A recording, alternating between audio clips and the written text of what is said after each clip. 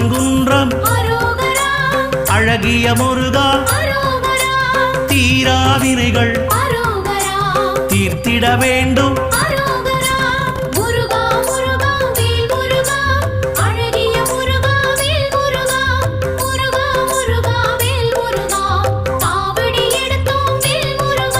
சுவாமி மலையனே